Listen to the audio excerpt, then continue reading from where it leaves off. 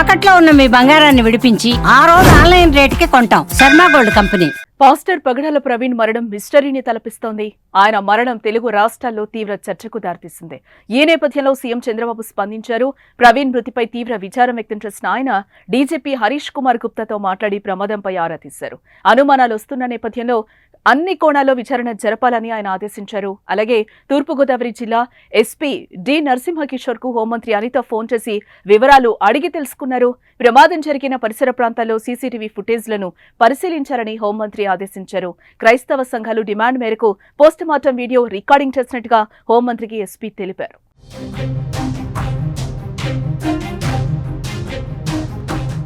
నారా లోకేష్ సైతం ప్రవీణ్ మరణంపై ట్వీట్ చేశారు. పాస్టర్ పగడాల ప్రవీణ్ గారి హఠాన్ మరణం దిగ్భ్రాంతికి గురిచేసిందని, వారి ఆత్మకు శాంతి కలగాలని ప్రార్థిస్తున్నానని అన్నారు. ప్రవీణ్ కుటుంబ సభ్యులకు ప్రగాఢ సంతాపం తెలియజేశారు.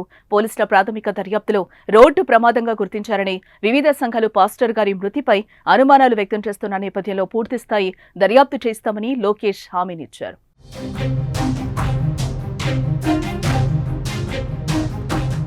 మంగళవారం ఆంధ్రప్రదేశ్ రాష్ట్రంలోని రాజమండ్రిలో పగడాల ప్రవీణ్ చనిపోయి కనిపించాడు.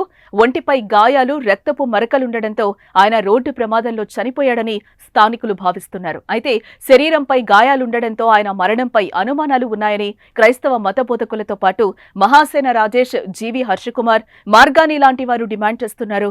మరోవైపు ప్రవీణ్ మృతిపై కేసు నమోదు చేసి దర్యాప్తు చేయాలని క్రైస్తవ సంఘాల నాయకులు రాజమండ్రిలో ఆందోళన కొనసాగిస్తున్నారు. రెండు తెలుగు రాష్ట్రాల నుంచి ప్రజలు భారీగా రావడంతో రాజమండ్రిలో హైటెన్షన్ వాతావరణం నెలకొంది. క్రైస్తవ సంఘాల కోరిక మేరకు ప్రవీణ్ పోస్టు మార్టాన్ని తమకు సూచించిన వ్యక్తి సమక్షంలో వీడియో రికార్డ్ చేయాలని క్రైస్తవ సంఘాల నాయకులు కోరగా కుటుంబ సభ్యుల సమక్షంలో పోస్టు మార్టం కొనసాగుతోంది. పోస్టు మార్టం నివేదిక బయటకొస్తే అసలు విషయం వెలుగులోకి రానుంది.